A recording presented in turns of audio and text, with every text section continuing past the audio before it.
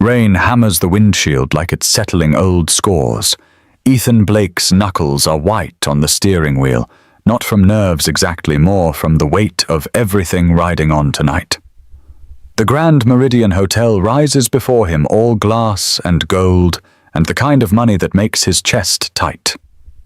$950, 3 days. That's what the dispatcher promised when she called yesterday. Ethan had been under Mrs. Huang's sink, coaxing life from pipes that should have been replaced during the Reagan administration when his phone buzzed. Private client. Very particular.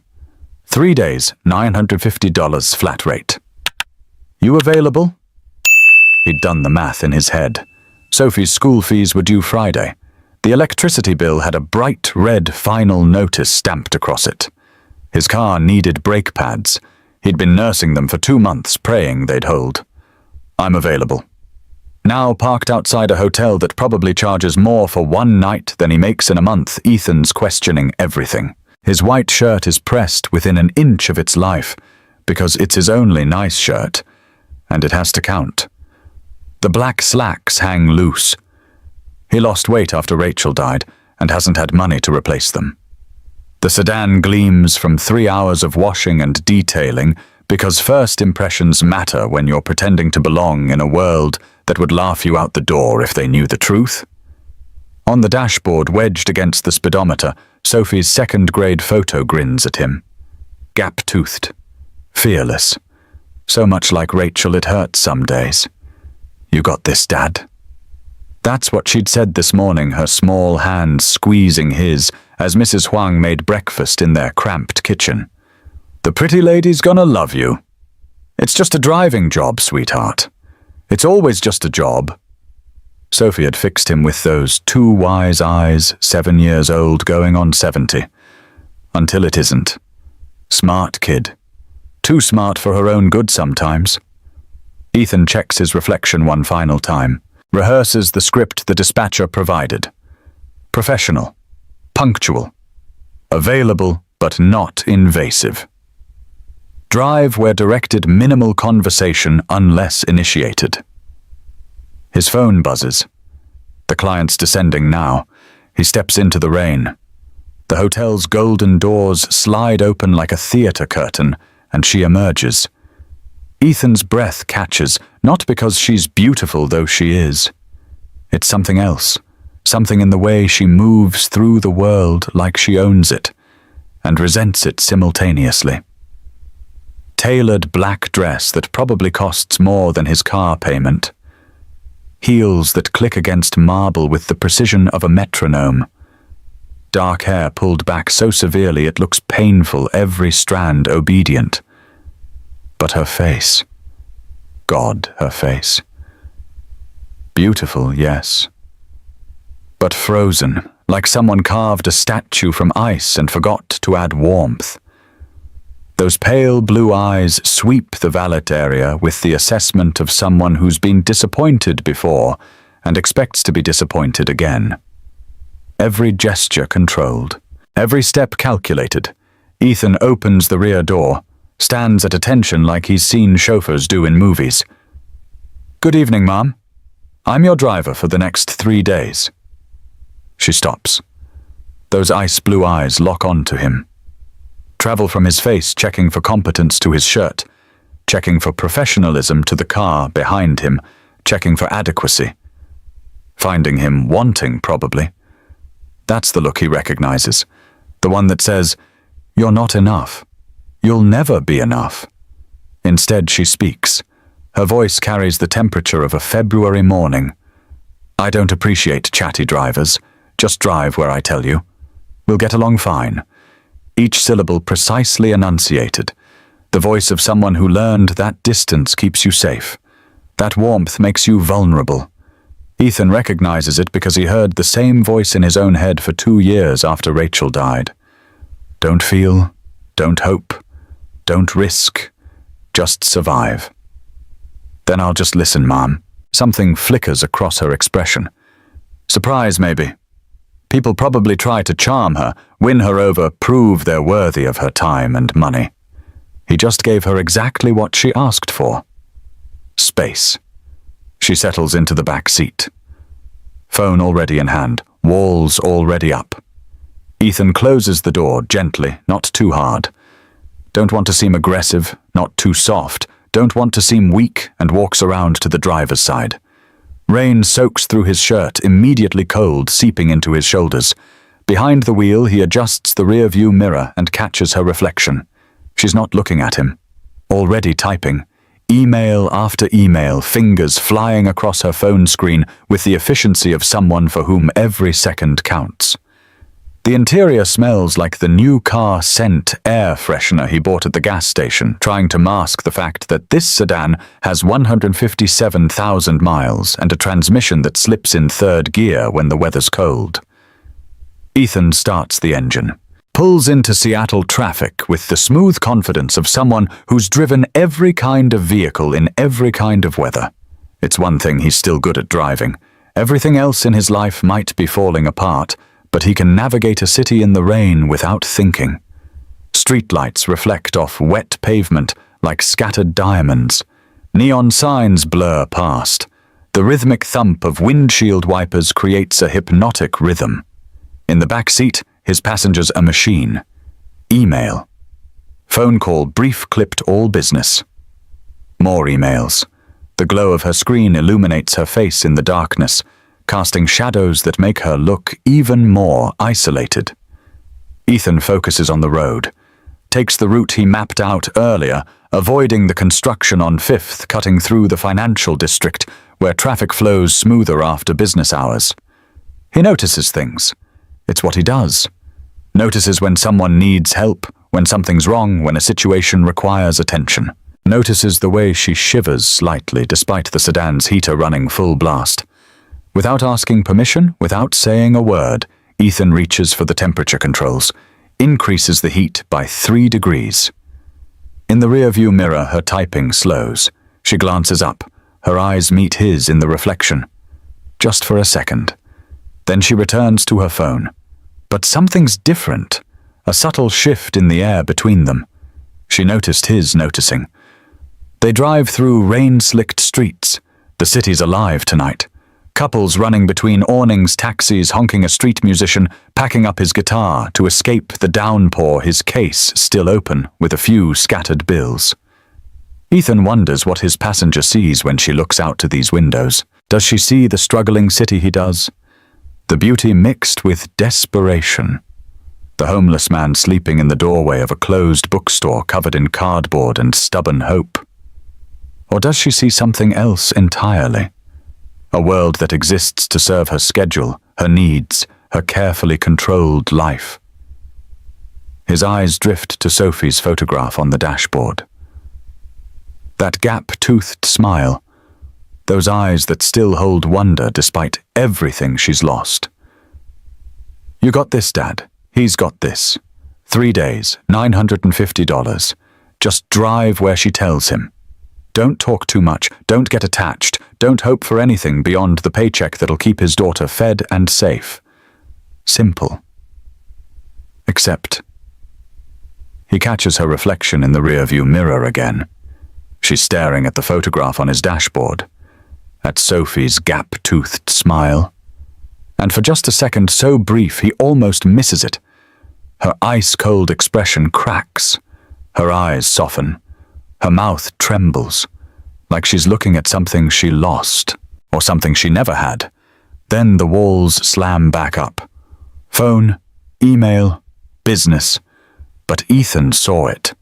That crack, that vulnerability she couldn't quite hide, and something in his chest tightens with recognition. He knows that look. He's worn it himself.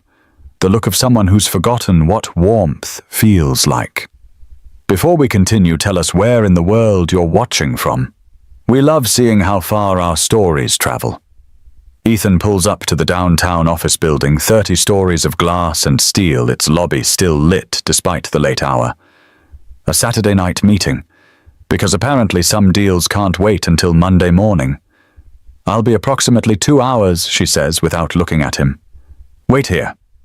Yes, Mom.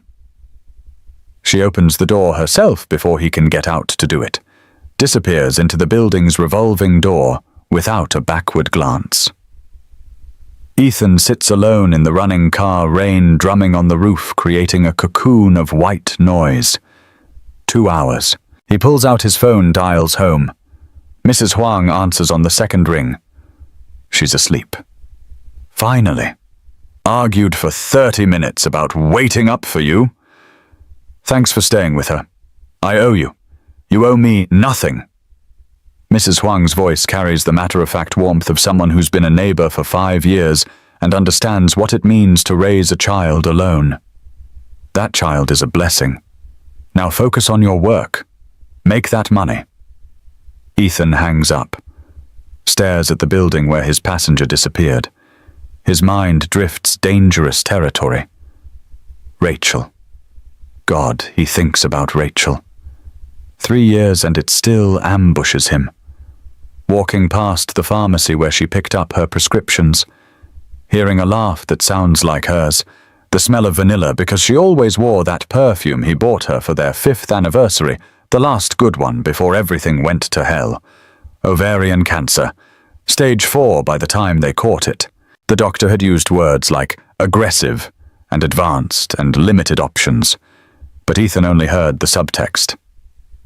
Your wife is dying and there's nothing we can do. 18 months of fighting. 18 months of hope and devastation, and hope again. Watching the woman he loved disappear piece by piece, while their 4-year-old daughter tried to understand why Mommy couldn't play anymore, why Mommy was always tired, why Mommy's hair fell out in clumps. The medical bills buried them. Even with insurance, the experimental treatments, the specialists, the desperate last-ditch efforts, it all added up to a mountain of debt that still keeps Ethan awake at 3 a.m, calculating numbers that never add up right. He'd sold the mechanic shop he'd spent 10 years building, sold their house in the decent neighborhood with the good schools, moved into the 2-bedroom apartment in an area that's transitioning, which means cheap rent and sirens at night, and Sophie learning to sleep through gunshots. But Sophie has a home, food, school. That's what matters. His phone buzzes. Sophie's face fills the screen, a photo from last week's park visit, holding a dandelion, making a wish. What did you wish for, he'd asked. Can't tell, or it won't come true. But her expression had said everything. She'd wished for the same thing she always wishes for things to get easier, for her daddy to stop looking so tired, for a family that feels whole again instead of fractured. Ethan swipes away the photo, his throat tight. Movement catches his eye. A town car pulls up, disgorging a man in an expensive suit. Another late meeting. Another person whose time is too valuable to waste on normal business hours. Is that what his passenger's life looks like? Meetings at midnight. Emails that can't wait. A world where sleep and human connection come second to the next deal, the next acquisition, the next victory. It sounds exhausting. It sounds lonely. Ethan's about to check the time when the building doors open. She emerges. 2 hours and 3 minutes. Punctual with a margin for elevator wait time. But she looks different now. The Ice Queen facade has cracks. Her shoulders sag slightly, not much, but enough that someone paying attention would notice. There's a smudge of fatigue under her eyes that even perfect makeup can't quite hide. Her walk is less conquering CEO, more woman carrying weight that's getting too heavy. Ethan's out of the vehicle before thinking about it. Opens the door, offers his hand to help her in. She doesn't take it, but she nods acknowledgement. Progress, maybe. She slides into the back seat, sits there in silence, doesn't pull out her phone, just sits. Ethan returns to the driver's seat, starts the engine. The Grand Meridian, ma'am. A long pause. Then so quietly he almost misses it. Yes, he pulls into traffic. The rain's lighter now, a soft mist that blurs the streetlights into halos of gold. They drive 3 blocks in silence. Then, long meeting. Ethan glances in the rear-view mirror. She's looking out the window, not at him.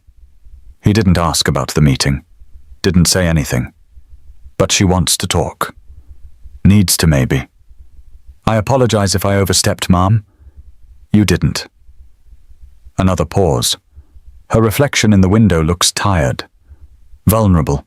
They're all long. The meetings. They blend together after a while. Same faces, same negotiations, same performance. Ethan doesn't know what to say to that. He's never been in a business meeting in his life. His negotiations happen in living rooms and garages, discussing prices for fixing things people need fixed. They pass a closed diner. A homeless man sleeps in the doorway covered in cardboard and hope that tomorrow might be different. Your daughter, she says suddenly. The photo? What's her name? The question catches Ethan off guard. He glances at the dashboard at Sophie's smiling face, then back at his passenger's reflection. Sophie. She's 7. Smart as a whip. Wants to be a veterinarian when she grows up. Why a veterinarian? She says animals deserve people who understand their pain, that sometimes creatures can't say what hurts, so someone has to learn their language. He pauses. Lost her mother 3 years ago. I think that's part of it. Understanding suffering when words aren't enough. In the mirror, something shifts in her expression. Not pity. Something deeper. Recognition, maybe. That's remarkably empathetic for a 7-year-old. She learned empathy early. The words slip out before Ethan can stop them. Too much information. Too personal. But she's looking at him now. Really looking. How did she learn it early? Ethan's hands tighten on the wheel. He could deflect. Change the subject. Maintain the professional distance she specifically requested. But something about the way she asked genuine curiosity without pity makes him answer honestly. Watching her mother fight cancer. Watching her lose. The silence that follows feels different from the professional distance of earlier. This silence carries weight. Shared understanding. I'm sorry. 2 words. But they sound genuine. Like she knows what those words mean. 3 years ago, Ethan continues surprising himself. Some days it feels like yesterday. Other days it feels like a different lifetime. My mother died when I was 9. Also cancer. Ethan's eyes find hers in the rearview mirror. For a moment, they just look at each other. 2 strangers connected by the particular devastation that only cancer brings. The slow erosion, the false hopes, the final surrender. I'm sorry, too, Ethan says quietly. She nods, returns her gaze to the window. But something's changed between them. Some invisible wall has developed the smallest crack. They drive the rest of the way in a different kind of silence. Not the cold, professional distance from before. Something softer, more human. When Ethan pulls up to the Grand Meridian, she doesn't immediately get out. Tomorrow, 7 a.m. I have breakfast meetings. Yes, Mom. And... She hesitates. Thank you. For listening. I said I would. She almost smiles. Almost, then she's gone, disappearing into the hotel's golden lobby. Ethan sits in his car watching until she's safely inside. Then he drives home through the quiet city thinking about ice queens and gap-toothed little girls and the way grief creates a language only fellow survivors understand. When he gets home, Mrs. Huang is dozing on the couch, her knitting in her lap. The apartment smells like the dumplings she made for Sophie's dinner, the kind Rachel used to make teaching Mrs. Huang to recipe 2 months before she died, knowing someone would need to feed Sophie the foods she loved. How was it, Mrs. Huang asks, blinking awake? Professional. Just professional. Her eyes sharpen. The way you say it makes me think she's more than just a client. I've known her for 4 hours. Sometimes 4 hours is enough to recognize something. Mrs. Huang stands gathering her knitting. You're Rachel you knew in 4 hours. This isn't like that. Maybe not, but something happened tonight. I can see it in your face. Ethan doesn't answer, just pays Mrs. Huang. Thanks her watches her shuffle back to her own apartment down the hall. Then he stands in Sophie's doorway, watching his daughter sleep. She's tangled in her sheets, the stuffed elephant clutched to her chest. Rachel bought that elephant 4 birthdays ago, its fur matted now, one eye missing, but Sophie refuses to sleep without it. Day 1 down, Soph, he whispers. 2 more to go. But as he climbs into his own bed, staring at the ceiling where water stains map out continents of poverty, Ethan can't stop thinking about pale blue eyes that cracked just long enough to show the loneliness underneath. Can't stop thinking about a woman who thanked him for listening when listening was the easiest thing in the world. Can't stop wondering what her story is and why he cares so much already. Morning comes too early.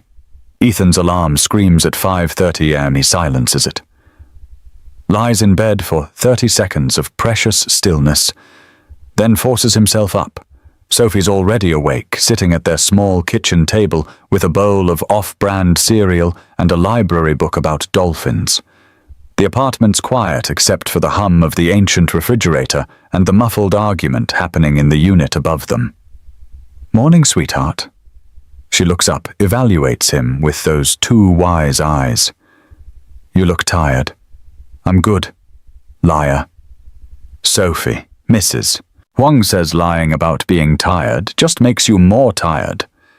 She returns to her book, spooning cereal methodically. Is the pretty lady nice? Professional? Quiet? Did she like you? It's not about liking Soph. It's about doing the job well. Sophie closes her book with the deliberate care of someone making a point. Daddy, jobs turn into more than jobs sometimes. That's how you met Mummy. She brought her car to your shop. That was different. Why? Because Rachel had been warm from the start. Because she'd laughed at his terrible jokes and didn't mind when he got grease on her jacket. Because she'd looked at his oil-stained hands and saw someone worth loving instead of someone to be embarrassed by. This client is ice. Beautiful, untouchable ice, but even ice melts sometimes. Ethan shakes the thought away. Finish your breakfast. Mrs. Huang's taking you to school. I know. I already packed my lunch. She grins, showing that gap in her teeth. Made you one too.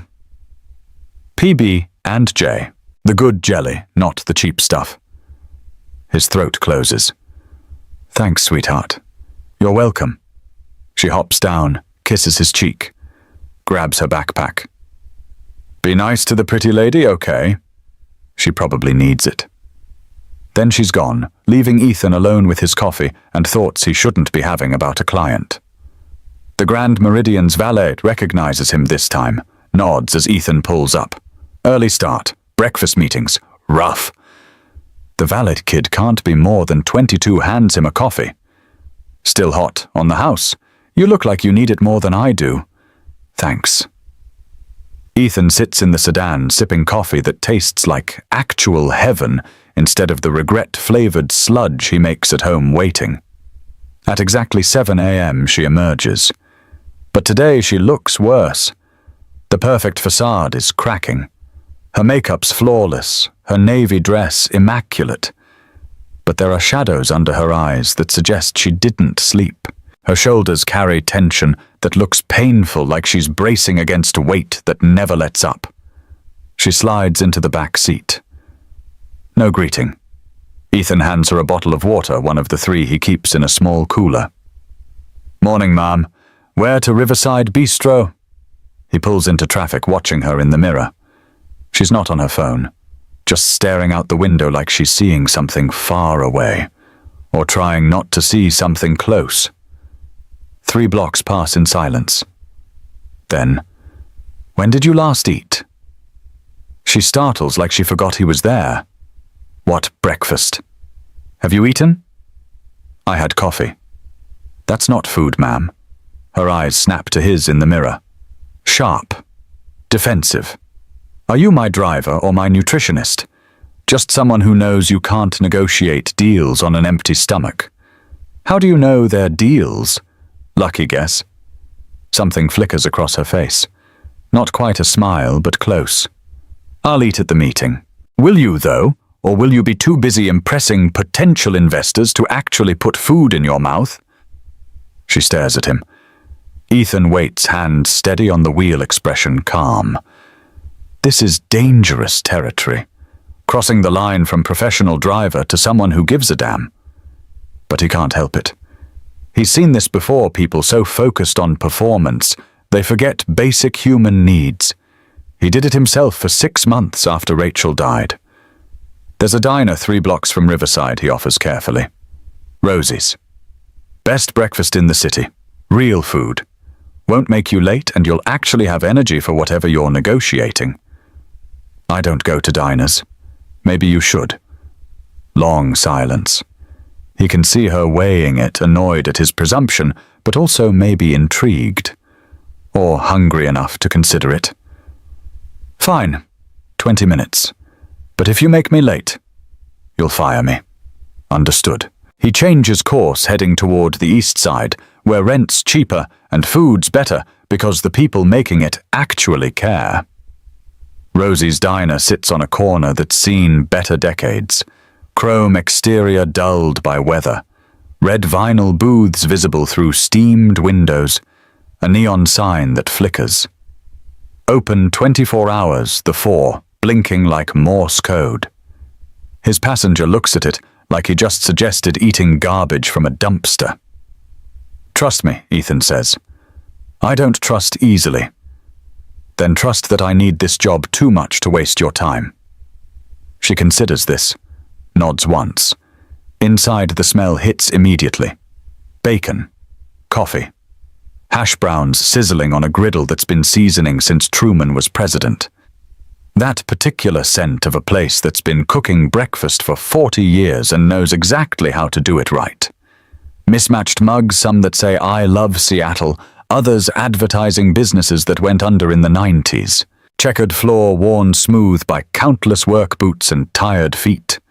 Formica counters with patterns that haven't been in style since Ethan was born. And Rosie herself, 60-something, with hair dyed an impossible red and a smile that could warm the coldest November morning. Ethan. She's around the counter before he can say hello, pulling him into a hug that smells like vanilla and coffee and home. Where you been, boy? 2 weeks without a visit. Working Rosie. You know how it is. Too hard. That's how it is. She releases him, turns to his companion. Her shrewd eyes take everything in, the expensive clothes, the defensive posture, the exhaustion poorly hidden. And who's this gorgeous creature? His passenger stands frozen, clearly unaccustomed to being hugged by strangers or called gorgeous by women in their 60s. This is Miss Ashford, my client. Victoria, this is Rosie. She saved my life after Rachel died. Rosie's expression softens immediately. She reaches out, takes Victoria's hand in both of hers, weathered, strong, warm. Oh, honey, I'm so sorry about Rachel. She was a light, that one. To Victoria. This man, one of the good ones. Fed him and that sweet baby girl for 6 months when things were dark. Never asked for a penny. I tried to pay Ethan protests. And I refused. That's what humans do for each other. We feed the hungry. She pats Victoria's hand. You're the fancy client, Yes. Good. He needs someone who sees him proper. Not just what he can do, but who he is. She leads them to a corner booth, the one with the least ripped vinyl. Now sit, both of you. I'm bringing the special, and I don't want to hear arguments. They sit, across from each other, suddenly more intimate than the professional distance of the car. Victoria looks uncomfortable, like she walked into the wrong world and doesn't know the language or the customs. You didn't have to tell her about Rachel, she says quietly. Rosie was there. She knows. Still. That's personal. You told me about your mother last night. That was different. How? She doesn't answer, just fidgets with the sugar packets pink, blue, yellow, white, creating patterns on the worn formica. Rosie returns with coffee, the real stuff. Dark and rich, and smelling like salvation, and sets down 2 plates that overflow. Eggs, bacon, hash browns with onions, pancakes with butter melting into golden pools. Toast that's actually toasted, not burned, not pale, but perfect. Victoria stares at the plate like it's a foreign object. "When's the last time you ate real food?" Ethan asks. "I eat. Coffee and salad don't count. I'm fine. You look exhausted." Her eyes snap to his. "Excuse me, not an insult, an observation. You look like someone who hasn't slept, hasn't eaten, hasn't stopped moving long enough to breathe. You don't know anything about my life." "You're right. I don't." Ethan takes a bite of eggs, perfect, fluffy, seasoned, just right. "But I know what running yourself into the ground looks like. I did it for 2 years after Rachel died. Worked 3 jobs, barely slept, forgot to eat. Thought if I just stayed busy enough, the grief couldn't catch me." He gives her space to process. "Did it work?" she asks finally. "No. Just made me sick. Ended up in the ER with exhaustion and dehydration. Sophie found me collapsed in the bathroom. She was 5. Victoria's face pales. She called 911 herself.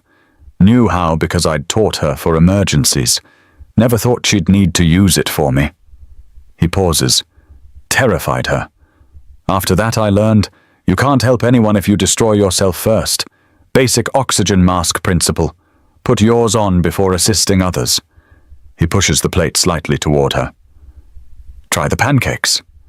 Rosie makes them from her grandmother's recipe. Life-changing." Victoria hesitates, then picks up her fork. Takes 1 bite. Her eyes close. For just a second, the Ice Queen disappears entirely, replaced by a woman experiencing pleasure so simple and pure, it's almost painful to watch. Like she'd forgotten food could taste like anything except fuel. "Okay," she admits, opening her eyes. "You were right." Ethan grins. "I'm right about a lot of things. Don't push it." But she's almost smiling. The corners of her mouth lifting despite herself. They eat in companionable silence. Rosie refills coffee without asking. The diner fills with morning regulars, construction workers, nurses ending night shifts.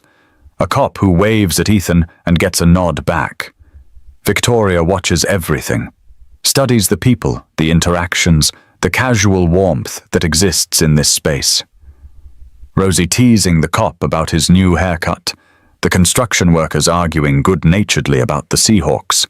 The nurse who looks dead on her feet getting a free slice of pie because Rosie knows she pulled a double. "You come here often," Victoria observes. "Whenever I'm in the area, good food, good people. Rosie's grandkids are in Sophie's school. We look out for each other." That sounds nice. The wistfulness in her voice makes Ethan's chest tighten. "You don't have that. People who look out for you. I have employees, associates, business partners. That's not the same. No. Quiet. Honest. It's not." They finish breakfast. Victoria actually clears her entire plate, every bite of eggs, every piece of bacon. 3 pancakes that would have been unthinkable an hour ago. Rosie beams when she collects the dishes. "Look at that. A proper breakfast. You bring her back, Ethan. Anyone who appreciates my cooking is welcome any time." Outside, the morning's bright. Rain-washed and clean. Seattle doing its November thing one day. Storm next day, crystalline. Victoria pauses before getting in the car, looks back at the diner like she's memorizing it. "Thank you," she says, "for bringing me here. You needed real food. I needed..." She stops. Tries again. "I haven't sat down for a meal like that in months, maybe years. I forgot what it felt like. What did it feel like?" She meets his eyes. Human. Something passes between them. Some understanding that transcends driver and client, wealth and poverty, ice and warmth. A moment where two people see each other, really see each other. "We should go," she says quietly. "I have a meeting." "Right." But as Ethan drives her to Riverside Bistro, something's different. She's not on her phone. She's watching the city pass, really seeing it. The mom pushing a stroller, the old man feeding pigeons, the barista through the coffee shop window laughing at something a customer said. Small moments of humanity she'd been missing while staring at screens. And when they arrive, she turns back before getting out. "Ethan, that's your name, right? Not just driver." "Yes, ma'am, thank you." She pauses. "For listening. For the breakfast. For..." She struggles for words. "For treating me like a person instead of a position." Then she's gone, disappearing into her meeting. But Ethan sits in the car, his heart doing something stupid. Something dangerous, something that feels uncomfortably like hope. Day 2 begins with rain again. Not the angry hammering from yesterday, but a soft, persistent drizzle that turns the world grey and introspective. The kind of rain that makes you think about things you'd rather not think about. Ethan picks up Victoria at 8 a.m. She's in the lobby, already laptop bag over one shoulder, phone pressed to her ear, nodding at whatever the person on the other end is saying. She sees him through the glass, holds up one finger. "Wait." He waits, watches her through the glass doors. She's wearing a different suit today, charcoal grey. Still expensive, still perfectly tailored. But her hair's different, not pulled back quite so severely. Softer somehow, like maybe she spent 30 seconds less on armor this morning. She ends the call, strides toward the car. "Morning," she says, climbing into the back seat. "Morning, Mom. We're to Mountain View Resort. Approximately 3 hours north. I have investor meetings all afternoon." "Yes, Mom."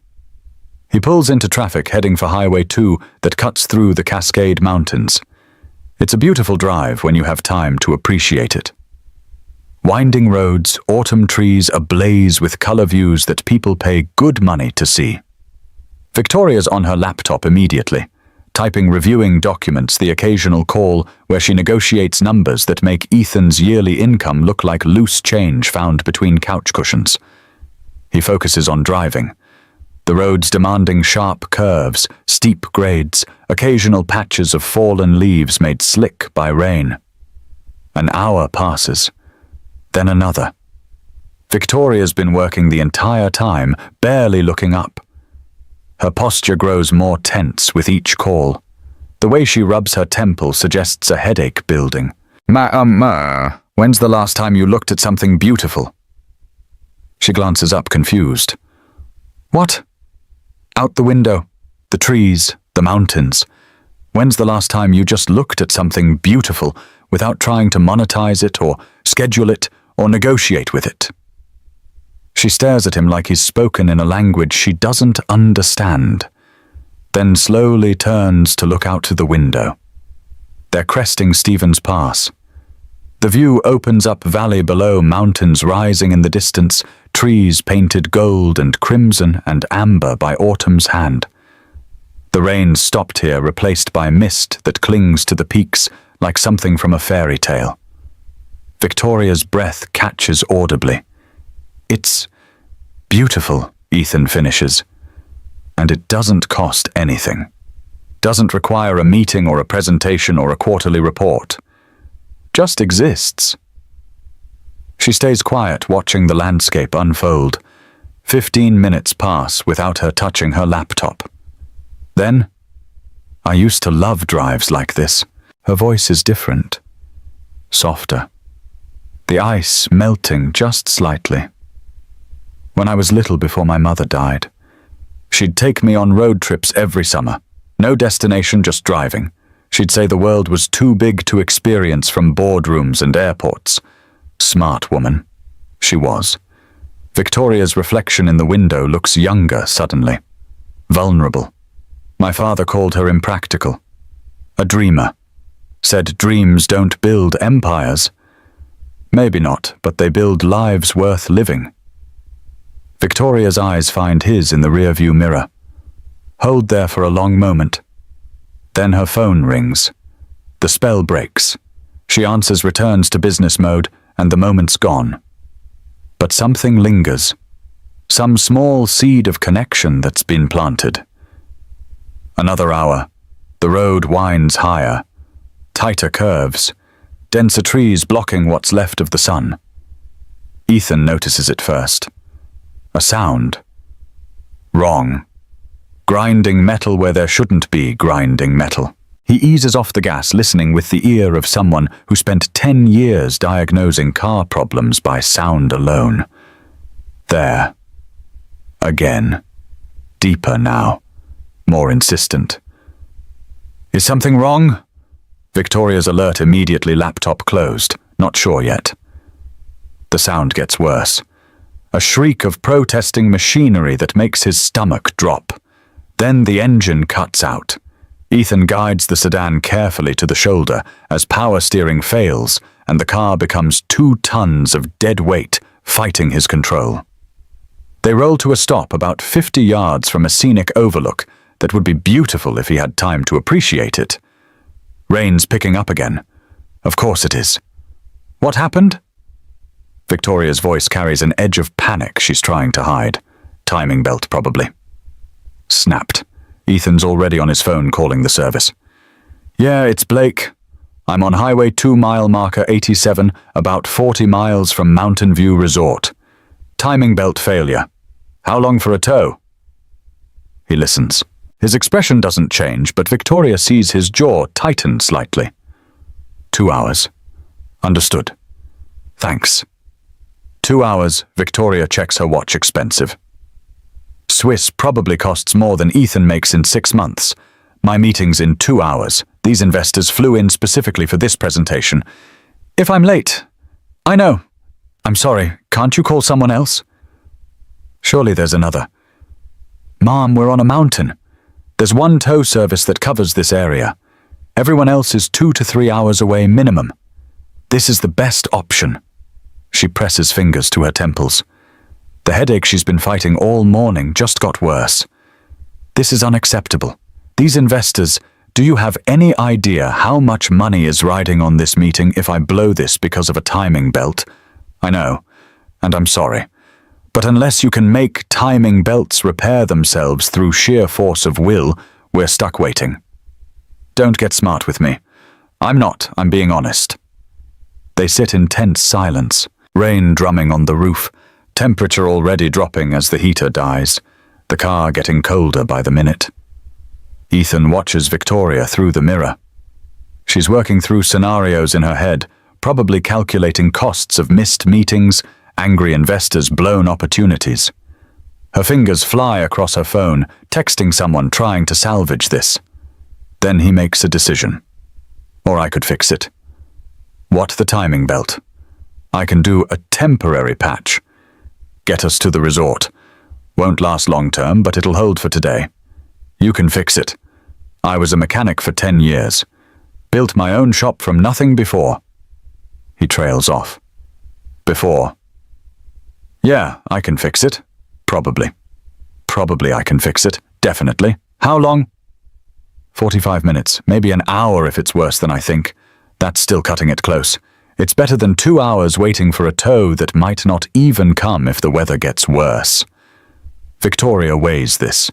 Nods sharply. Do it. Ethan grabs his worn jacket from the trunk, the one with paint stains and a rip in the sleeve that Sophie keeps offering to sew, but he won't let her because it still works fine. Along with it, the toolkit he never goes anywhere without. Years of poverty taught him always be prepared to fix things yourself because paying someone else is a luxury you can't afford. He steps into the rain. It's cold.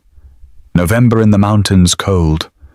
The kind that seeps into your bones and makes you question life choices. Under the hood, he assesses the damage. Yeah. Timing belt. Snapped clean through, probably from age and cheap manufacturing. The kind of thing that happens when you can't afford preventive maintenance. He's got a spare in the trunk, not the right size, but he can make it work. Has to. Because he needs this job. Because Sophie needs those school fees paid. Because... He glances at the car. Through the rain-streaked windshield, he can see Victoria watching him. She's leaned forward, hands on the back of the front seat, eyes tracking his every movement. Not with impatience, with something else. Curiosity, maybe. Or concern. Like she's seeing something she didn't expect. Ethan returns to work. His fingers are already numb from cold. Grease and rain mixing on his hands, making everything slippery. The belt's corroded, worn through by time and miles and neglect. He patches it carefully. Not perfect, but functional. Enough to get them there. 20 minutes pass. 30. The rain gets worse. November showing its teeth. Ethan's jacket is soaked through. His shirt underneath plastered to his skin. Water running down his neck into his eyes, making everything harder. But he doesn't stop. Doesn't complain. Just does what needs doing because that's what you do. You fix what's broken. You make it work. You don't whine about cold or discomfort when someone's counting on you. Rachel used to tease him about it. My hero, she'd say, laughing when he fixed her car or repaired something in the house. What would I do without you? Hire someone, probably. No. I'd sit in a broken world and miss you. God, he misses her. Misses her laugh. Her warmth. The way she made everything feel possible even when it wasn't. Ethan Victoria's voice cuts through the memory. He looks up. She's halfway out of the car, rain already soaking her expensive suit, her perfect hair falling into her face. Are you okay? Fine. Almost done. You've been out here for 40 minutes in freezing rain. It's not that cold. You're shaking. He is. Didn't notice until she said it. Just need 5 more minutes. Victoria stares at him for a long moment. Then, without a word, she grabs her jacket from the back seat. Designer probably cost more than his monthly rent, and holds it over his head like an umbrella. You don't have to. Shut up and fix the car. Her voice is sharp, but her hands are gentle, holding the jacket steady, despite rain soaking her own hair, her suit, her perfect facade, washing away with each cold drop. They stand like that. Him working. Her shielding. 2 strangers in the rain, connected by necessity, and something neither can quite name. There. Ethan straightens, holding up the old belt. Got it. Should hold to the resort. Should will. I'm good at what I do. Victoria's looking at him differently now, not like a driver, not like hired help, like someone who just spent 45 minutes in freezing rain fixing a car without complaint, like someone who deserves to be seen. Thank you, she says quietly. Just doing my job. No, this is beyond your job. This is... She struggles for words, mascara running slightly from rain, her armor completely gone. When was the last time someone in my life did something hard without expecting reward? Ethan meets her eyes, rain running down both their faces, close enough to see the crack in her armor widening into something that might be real.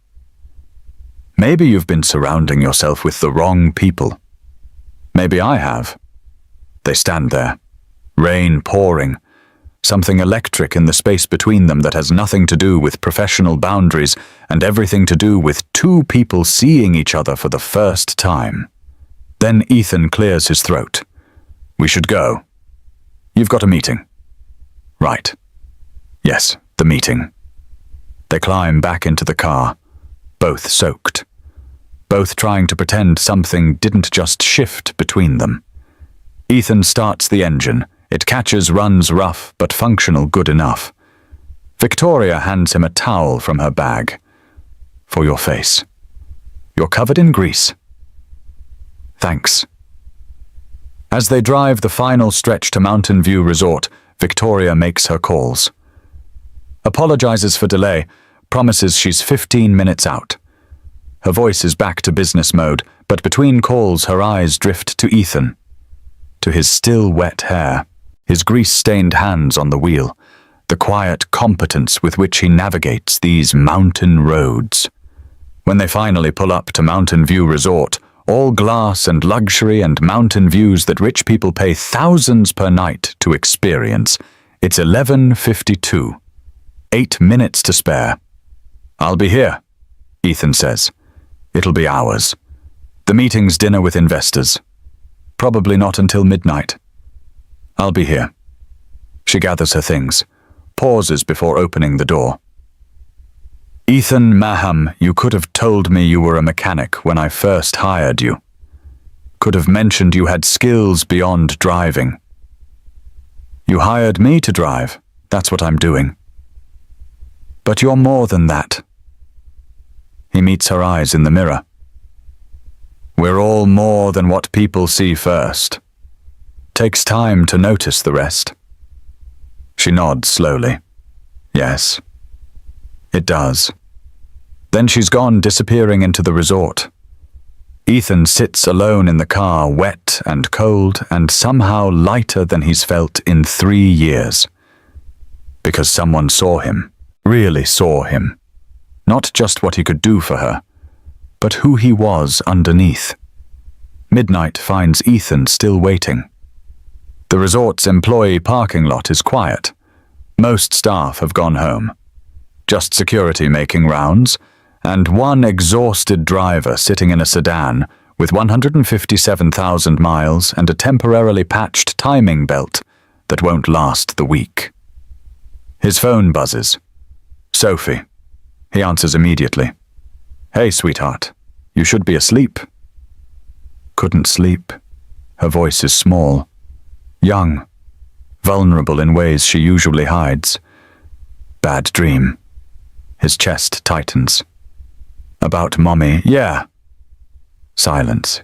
Then, "I dreamed she was calling me, but I couldn't hear her voice anymore, like I forgot what she sounded like. Daddy, I can't remember. I'm trying really hard, but I can't remember." "Oh, Soph, it's fading, isn't it?" Her voice. "Sometimes I try to remember exactly how she said, 'I love you,' and I can't. It's just gone." Ethan's throat closes. Because she's right. Rachel's voice is fading for him, too. The exact pitch, the way she laughed, the sound of her saying his name in the morning, it's blurring like old photographs left in sunlight. "I miss her," Sophie whispers. "Me too. Sweetheart, every single day. But you have the pretty lady now. She's just a client, Soph." "But you like her. I barely know her. That's not what I asked." "Smart kid, too smart." "It's complicated. That's adult for yes, but I'm scared." Ethan laughs despite everything. "When did you get so wise? I've always been wise. You're just noticing now because you're distracted by the pretty lady." They talk for another 10 minutes. Sophie tells him about school, about the hamster in her classroom named Snowball, about how Mrs. Huang taught her to make pot stickers from scratch. Normal things. Beautiful things. The rhythm of a 7-year-old's life. When they hang up, Ethan sits in the quiet dark, thinking about fading voices and new connections, and the particular terror of hoping again. The resort doors open. Victoria emerges alone in the vast parking lot. She looks exhausted but relieved. The meetings went well, probably. Deals closed, investors impressed. Another victory in a life full of victories that somehow still feels empty. She scans the parking lot, finds his car, walks over. Ethan gets out to open her door. "You didn't have to wait in the car," she says. "The resort has a lounge. You could have been warm." "I'm fine. You're still damp from earlier." "I'll dry." She studies him in the parking lot lights. really looks at him like she's trying to figure out a puzzle. "You're stubborn. It's been mentioned." This time she smiles. A real smile that transforms her face from Ice Queen to someone warm, human, beautiful, in a completely different way. "Drive me back?" she asks softly. "I'm exhausted. That's what I'm here for." They drive through mountain darkness. The resort disappears behind them. Stars overhead so bright they feel close enough to touch one of the benefits of being away from city lights. Victoria's not on her phone, just sitting, watching the world pass in darkness and starlight. "Can I ask you something?" she says after 20 minutes of comfortable silence. "Sure. That phone call earlier. With your daughter. She had a bad dream." "Yeah. About her mother. Sometimes she struggles with forgetting. Forgetting Rachel's voice. What she sounded like. It's been 3 years. Sophie was only 4 when her mum died. Memories fade, especially when you're that young." Victoria's quiet for a long moment. "I can't remember my mother's voice either. She died when I was 9. I thought I'd never forget, but..." She trails off. "Time takes things from us, even the things we swear we'll hold forever. It does. Does it get easier?" The missing Ethan considers this carefully. The question deserves honesty. "No. But you get stronger at carrying it. Like building muscle. First time you lift something heavy, it feels impossible. But you keep lifting, and eventually you can carry more than you thought possible. The weight doesn't get lighter. You just get stronger." That's a good way of putting it. Rachel used to say that pain doesn't get smaller. We just get bigger around it. He pauses. Took me 2 years to understand what she meant. Victoria's reflection in the mirror shows tears she's blinking back. "Your wife sounds like she was remarkable." She was. Funny kind, saw good in everyone even when they didn't deserve it. Made the world feel less scary just by existing in it. You loved her very much. I did. Still do. That doesn't go away just because someone's gone. Do you think... Victoria hesitates. "Do you think it's possible to love like that twice? To find that again?" The question hangs in the air between them. Loaded, dangerous, beautiful. "I don't know." Ethan answers honestly. "I've been too scared to find out. Scared of what? Of replacing her. Of failing whoever comes next because I'm still carrying grief. Of letting Sophie get attached to someone who might leave." He pauses. "Of hoping for something good and having it taken away again. That's a lot of fear. It's kept us safe. Safe and alone are different things." "Yeah." Ethan glances at her in the mirror. "They are." More silence. But it feels different now. Weighted with things unsaid. "Can I tell you something?" Victoria asks. "Something I haven't told anyone?" "Of course." "I'm lonely." The words come out like confession. Like admitting weakness. Profoundly, deeply lonely. "I have a company with 500 employees. I negotiate deals worth hundreds of millions. I attend parties and events, and smile for cameras, and shake hands with people who pretend to care. But I go home to a penthouse apartment where I eat takeout standing at the counter because sitting at that 12-person dining table alone is too depressing. And I can't remember the last time someone touched me without wanting something, without it being a transaction." Ethan's chest aches for her. "These 3 days with you." She continues, her voice barely above a whisper, driving around, eating at diners, being seen as a person. Instead of a position, it's the most human I've felt in years. And that's terrifying, because it means I've been missing something essential without even realizing it. What have you been missing? Connection. Real connection. The kind that doesn't come with contracts or expectations or performance metrics, just existing with someone who sees you. They're pulling up to the Grand Meridian now. Journey's end for tonight. Ethan parks, turns in his seat to look at her directly. You deserve that, he says. Real connection. Someone who sees you. You deserve to be more than your position or your quarterly earnings or whatever your father expects from you. Do I? Sometimes I think I chose this life. Made it what it is. And maybe I don't deserve to complain. Choosing something doesn't mean you can't regret it. Doesn't mean you can't want something different now. Victoria meets his eyes. What if I want something I can't have? The question echoes in the small space of the car. Ethan knows what she's asking. What she's really asking. Then you decide, he says slowly, what you're willing to risk for it. She nods, gathers her things with hands that aren't quite steady. Tomorrow's the last day, she says. Yeah, I wish it wasn't. Me too. She opens the door, pauses. Ethan, yeah, thank you for listening, for seeing me, for, she struggles, for being you. Then she's gone. And Ethan drives home through the dark, his heart doing dangerous things, things that feel like hope, things that feel like falling. Day 3 dawns grey and heavy with significance. Last day.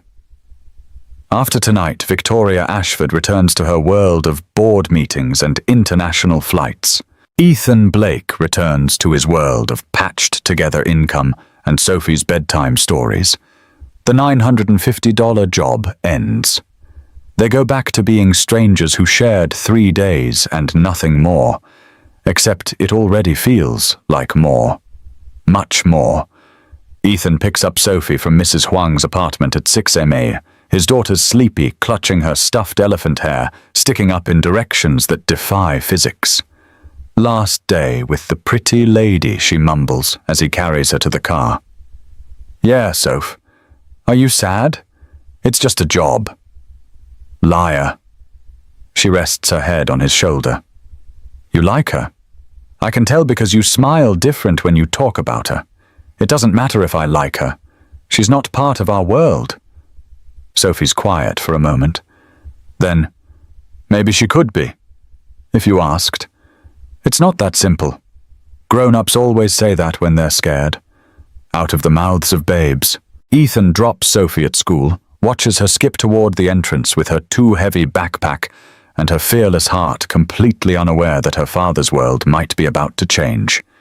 Then he drives to the Grand Meridian for the last time.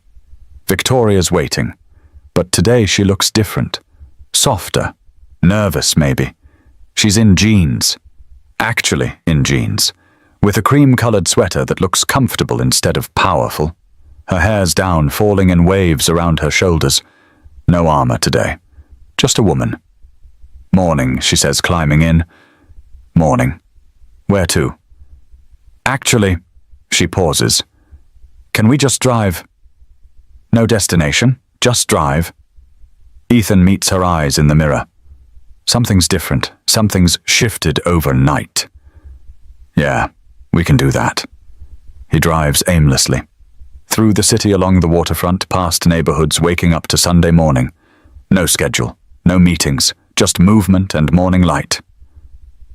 I called them off, Victoria says after 20 minutes. Called who off all of today's meetings? Conference calls, everything. Told my assistant I was taking a personal day. She laughs, nervous, uncertain. First time in 3 years. Are you sick? No. She pauses. I'm trying something new, not being available 24/7, not letting my entire life be consumed by work. Actually living instead of just existing. What brought this on? You did. The words land like stones in still water, ripples spreading. Me, these 3 days, watching you be present for Sophie despite working multiple jobs, watching you fix a car in freezing rain without complaint, eating breakfast at a diner where people actually knew your name and cared about you as a person, not a position. She pauses. I realized I've been living wrong, prioritizing the wrong things, and I don't want to do that anymore. Ethan doesn't know what to say. Pull over, Victoria says suddenly. There. The park. He pulls into Alki Beach Park. It's nearly empty this early on a Sunday. Just joggers and dog walkers, and the morning breaking over Puget Sound like a promise. They walk together along the beach path. Not driver and client anymore. Just two people. Tell me about Sophie, Victoria says. Really tell me. Everything. So Ethan does. He tells her about Sophie's obsession with animals, her determination to be a veterinarian despite never having owned a pet because the apartment doesn't allow them. About how she reads 3 levels above her grade and helps other kids who struggle. About the nightmares, the grief, the way she tries to be strong for him even though she's 7 and shouldn't have to be. About how she still sets a place for Rachel at dinner sometimes, forgetting her mother's gone, then crying when she remembers. She sounds incredible. She is. Best thing Rachel and I ever made. I'd like to meet her. Properly. Not just a voice on the phone. Ethan stops walking. Why? Because she's important to you. And you've become important to me. Victoria. I know this is insane. 3 days isn't enough time to know someone, but I've spent 3 days with you, and I've learned more about what I want from life than I learned in the last 3 years. You make me want to be different, better, more human. You're already human. Am I? Or am I just a well-dressed machine that processes business deals and pretends to care about things that don't actually matter? You're human. You're just scared to show it. So are you. Fair point. They sit on a bench overlooking the water, close enough to feel each other's warmth, but not quite touching. Like they're both afraid of what touching might mean. What are we doing? Victoria asks quietly. I don't know. I leave tomorrow. Back to Singapore for 2 weeks. Then Tokyo. Then New York. My life is planes and hotels and boardrooms on 3 continents, and mine is fixing cars and scraped knees and parent-teacher conferences, worlds that don't overlap, completely incompatible, completely. Silence. Then Ethan says the thing he's been thinking for 3 days, unless one of us is willing to change. Victoria looks at him. I've been thinking the same thing. And I don't know if I'm brave enough. For what to walk away from everything I've built? Everything I've been told matters.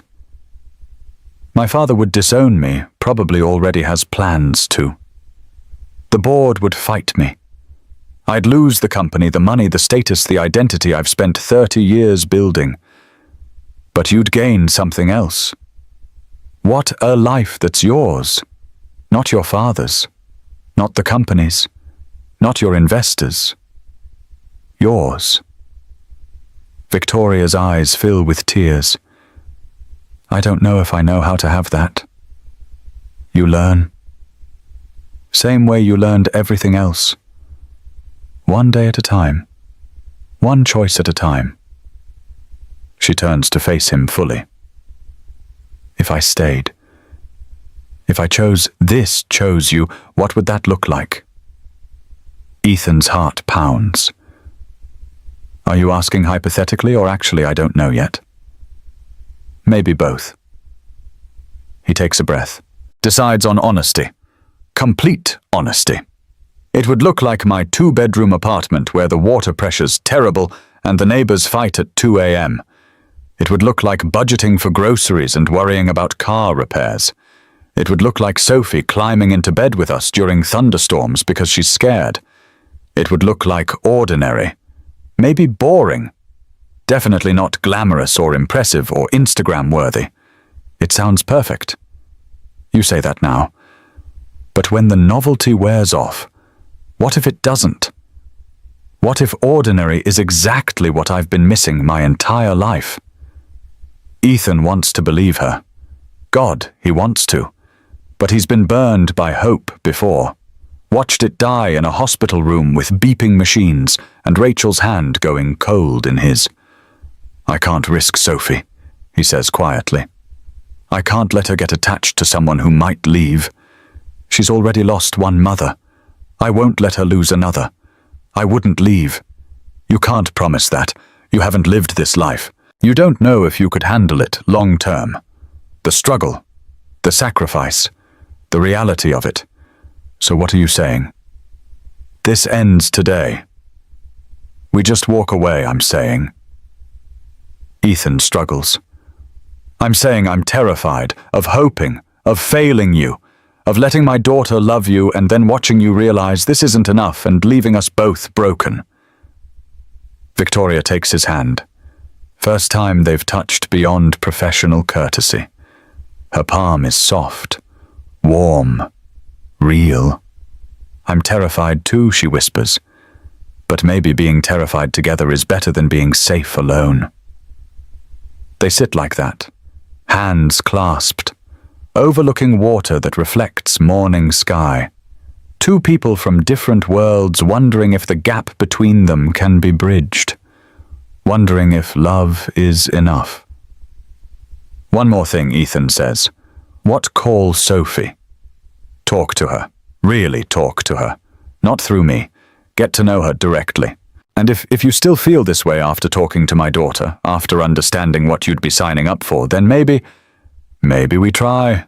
Maybe we try. Victoria nods, pulls out her phone. Now, why not, she dials. Ethan gave her the number yesterday. Sophie answers on the third ring. Hello, hi Sophie. This is Victoria. We talked before. I'm the pretty lady Daddy's told me about you, Victoria laughs. Surprised, genuine. Has he? He says you're professional and punctual and have excellent business skills. That sounds like something my employees would say. Are you going to marry my daddy? Victoria's eyes go wide. Ethan covers his face with his hands, mortified. Sophie, he calls toward the phone. What? It's a valid question. Victoria's laughing and crying at the same time.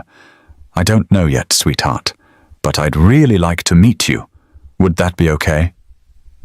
Yes. Can you come to dinner? I'll make my special spaghetti. Well, Daddy helps, but I do all the important parts. I would love that. They talk for 20 minutes. Sophie tells Victoria everything. Her favorite color, purple. Her favorite animal, sea turtles, because they're ancient and wise. Her dream, save all the animals. Her biggest fear, that she'll forget her mommy completely, and it'll be like she never existed. Victoria answers Sophie's questions honestly. Yes, she's rich. Yes, she's been lonely. Yes, she thinks Sophie's daddy is pretty special. No, she doesn't know how to cook spaghetti, but she'd love to learn. When the call ends, Victoria's mascara is smudged from crying. She's perfect, she says. She's a lot. Fair warning. I want a lot. I've had empty for too long. Ethan looks at this woman, this CEO who's breaking apart and rebuilding before his eyes, and makes a decision. Tonight. Come to dinner. Meet Sophie properly. See our life. The real version, not polished, not pretty, not Instagram ready. And then decide if this is something you actually want. I've already decided. Decide again. After you've seen everything. After you've sat in our cramped kitchen and seen how small our bathroom is and realized that, yes, this is really what you'd be choosing. Victoria nods. Okay. Tonight, your place. But Ethan? Yeah, I'm not going to change my mind. They spend the rest of the day together. Not driver and client, just two people. Victoria wants to see Ethan's world. So he shows her. The mechanic shop where he used to work before he lost it, now run by someone else, but the guys still wave when he drives by. The apartment building where he and Sophie live, it's paint-peeling but rent-controlled. The school Sophie attends, good public school but overcrowded, underfunded, held together by teachers who care more than they're paid to. The grocery store where Ethan shops, comparing prices, choosing generic brands, calculating in his head whether he can afford the good peanut butter this week or if they're sticking with the cheap stuff again. The playground where Sophie goes after school, supervised by Mrs. Huang, its equipment rusty but safe enough. Victoria watches everything, takes it in, doesn't judge, doesn't recoil, doesn't pull out her phone to escape uncomfortable reality. Just sees, really sees. This is my life, Ethan says as they stand outside his apartment building. Nothing fancy, nothing impressive, just real. It's more impressive than anything in my world, Victoria says quietly. You've built something that matters with almost nothing. That takes more strength than building a company with unlimited resources. When evening comes, they return to Ethan's apartment. Sophie's waiting on the stoop, with Mrs. Huang practically vibrating with excitement. "She's here, Daddy! She's here!" Sophie launches herself at Victoria before Ethan can stop her. Victoria catches her stumble slightly, then steadies. Holds this 7-year-old who smells like school lunch and sunshine and hope. "Hi, Sophie. You're even prettier in person, and you're tall, and you smell nice, like flowers." "Thank you. You smell nice too, like cookies. Mrs. Huang and I made snickerdoodles." "They're your favorite, right?" "Daddy said so." Victoria looks at Ethan over Sophie's head, eyebrow raised. "You told her snickerdoodles are my favorite, lucky guess." "They're my favorite too." Sophie grabs. Victoria's hand starts dragging her inside. "Come on, I'll show you my room. And Mr. Whiskers. That's my elephant. He's very old. And my drawings, and my library books, and..." The evening unfolds like magic. Sophie gives the grand tour of their tiny apartment, shows Victoria her collection of library books about animals checked out every 2 weeks like clockwork. The drawings covering her walls, families, houses, trees, animals, mommy as an angel, the corner where she does homework with Daddy's help. "This is where Daddy helps me with math. He's really good at math, even though he says he's not." Victoria sits on Sophie's bed, twin-size princess sheets that are worn thin from washing, looking at everything with eyes that keep filling with tears. She blinks away. "I love your room," she says. "It's perfect. It's small. Daddy says when we have more money we'll get a bigger place with a yard and I can have a dog. But I like it here. It feels safe. Safe." The word lands heavy in Victoria's chest. Because that's what this is. Not fancy, not impressive, but safe. Built by a father who loves his daughter more than anything. Dinner is chaos. Sophie insists on cooking, which means Ethan does most of the work, while Sophie supervises and provides running commentary. "You have to stir it like this, or the sauce gets lumpy." "Sophie, the sauce is fine." "But Mommy always said..." She stops, goes quiet. Ethan's there immediately. Kneels beside her. "Hey, it's okay to talk about Mommy. She'd want you to remember her cooking lessons. But what if Victoria feels bad? Victoria's there too, kneeling on Sophie's other side without hesitation." "I won't feel bad. Your Mommy was special. She helped make you. And you're the most special person I've met." Sophie looks between them with those 2 wise eyes. "You're not going to try to replace her, right? Because nobody can. Nobody will." Victoria promises, her voice steady despite tears. "Your Mommy will always be your Mommy. I could never replace her. But maybe..." She hesitates. "Maybe I could be something else. Someone new, if you wanted." "Like what?" "Like a friend who stays." Sophie considers this with 7-year-old seriousness. Then nods. "Okay. But friends have to like animals and read books and play pretend and not mind when I'm sad about Mommy. I can do all of those things. Good. Then you can stay. Simple as that. 7-year-old logic solving what adults make complicated. They eat spaghetti at the tiny kitchen table. 3 of them squeezed around a space meant for 2. Sophie talks non-stop. Victoria listens like every word is precious. Ethan watches both of them and feels something crack open in his chest that's been frozen for 3 years. After dinner, Sophie insists on showing Victoria her bedtime routine. First, we brush teeth for 2 whole minutes, Daddy times it. Then we pick out pajamas. Then we read 1 chapter of whatever book we're on. Then we say goodnight to Mommy. You say goodnight to your mummy. Yeah. Daddy says she's watching from heaven. So every night we tell her about our day. It helps. Victoria's crying openly now. They do the routine. All of it. Victoria helps Sophie brush teeth 2 minutes exactly. Ethan confirms with his phone timer, picks out pajamas purple with stars naturally, reads a chapter of Charlotte's Web with the kind of attention she probably gives quarterly reports. Then Sophie gets serious. Now we say goodnight to Mommy. You can do it too if you want. So the 3 of them stand by Sophie's bed. And Sophie says, Good night, Mummy. Today I met Daddy's friend, Victoria. She's really nice. I think you'd like her. She makes Daddy smile, real smiles again. And she cried when I talked about you, which means she understands about missing people. Love you, Mummy. Watch over us, okay? Victoria can barely breathe.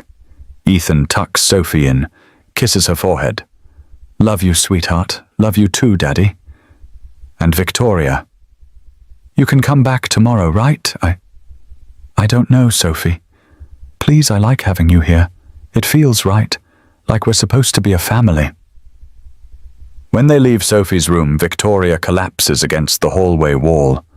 I can't breathe. Ethan guides her to the small balcony off the kitchen. Cool November air. City sounds below. Stars barely visible through light pollution. Are you okay? She's perfect. Your daughter is perfect. And your life is perfect. And I want this so badly it physically hurts. But I'm scared. What if I'm not good enough? What if I can't be what she needs? What if I fail and disappoint her and break her heart after she's already been through so much? Victoria. Ethan takes her hands. You're already enough. You showed up. You listened. You cried when she talked about Rachel. That's what matters. Not perfection. Just showing up. I don't know how to be a mother. Neither did Rachel. She figured it out day by day. I'm still figuring it out. We all are. What if I fail? Then we fail together. But I don't think you will. Victoria looks at him. Really looks. I'm falling in love with you, she whispers. With both of you. I've known you 3 days, and I'm falling in love, and it's the scariest, most wonderful thing I've ever felt. Ethan's heart stops, then starts again harder. I'm falling too, he admits. Have been since you stared at Sophie's photo that first night, like you were seeing something precious you'd lost. So what do? I don't know. But maybe we figure it out together. Together. Together. They stand on the balcony overlooking a city that's too big and too indifferent, but somehow tonight feels exactly right. I have to leave tomorrow, Victoria says. Singapore. 2 weeks of meetings I can't cancel without destroying relationships I've spent years building. I know, but I'm coming back. And when I do, I want to try this. Really try. You, me, Sophie. A real family, if you'll have me. Are you sure I've never been more sure of anything in my life? Ethan pulls her close, kisses her softly, tentative at first, then deeper, both of them trembling with fear and hope, and possibility. She tastes like hope and new beginnings. When they pull apart, both of them are crying. 2 weeks, she says. I'll be here. Promise, promise. Inside, Sophie calls out, Are you guys kissing? Because I heard kissing sounds, and I think that means you like each other.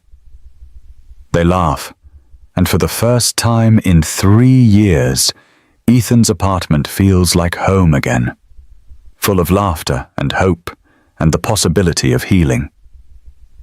Victoria leaves the next morning. Private car to the airport. First class to Singapore. The world she came from reclaiming her. But everything's different now. She spends the entire flight staring out the window thinking about a small apartment and a gap-toothed girl and a man who fixed cars in the rain without complaining. Singapore is all glass towers and humid heat and meetings that blur together. But her mind is elsewhere. She thinks about Ethan during conference calls, about Sophie during business dinners, about the life she glimpsed and desperately wants. Day 3 in Singapore, her father calls. Richard Ashford, 64. Built an empire from nothing and expects his daughter to expand it exponentially. The Tokyo deal, he says, without preamble. Without hello or how are you, because those niceties are for people who matter less. Status on track. Good. I've arranged something for you. Victoria's stomach drops. She knows that tone, has known it her entire life. What did you arrange, Father? Dinner? Next week when you're in New York. Gregory Worthington. His family's been building tech infrastructure for 3 generations. Perfect strategic match. His company merges with ours. We control 40% of the eastern seaboard's infrastructure. The Worthington name, the Ashford resources. Unstoppable combination. Father, I'm not interested in being matched with anyone. This isn't about interest. It's about legacy. About building something that lasts beyond our lifetimes. I don't care about being unstoppable. Silence. Then dangerously quiet. What did you say I said? I don't care. Not about mergers or infrastructure or strategic marriages. I care about being happy. He says it like it's a foreign concept. A weakness. Victoria, you're the CEO of a billion-dollar company. You have more than most people dream of having. I have things. I don't have a life. Don't be dramatic. I'm not. I'm being honest for the first time in years about what I actually want. And what is that? She thinks about telling him. About Ethan and Sophie and the apartment with terrible water pressure. But he wouldn't understand. He'd call it slumming a phase, temporary insanity. I want to be more than a position, she says instead. More than your daughter, the CEO. More than a strategic asset. You're an Ashford. That's not a position. It's an identity. A responsibility. Maybe I want a different identity. That's not how this works. You don't just walk away from generations of legacy because you're having some kind of quarter-life crisis. I'm 28. That's not quarter-life. Victoria. His voice goes hard. The voice she's heard him use on board members and competitors. Never thought she'd hear it directed at her. You will attend the dinner with Gregory Worthington. You will be professional and charming. And you will seriously consider what I'm proposing. Because if you don't, what will you do? The board answers to me. I still control 51% of voting shares. Don't make me remind you that your position exists at my pleasure. The threat is clear, crystal clear. Fall in line or lose everything. Victoria hangs up, hands shaking. She's spent her entire life trying to earn her father's approval, trying to prove she could run the company as well as any son, trying to be enough for a man who equates love with achievement and measures worth in quarterly earnings. But she's tired, so tired of performing, of proving, of sacrificing everything that matters for things that don't. She pulls out her phone, texts Ethan, I miss you, 3 words. Simple. True. His response comes immediately. Miss you too.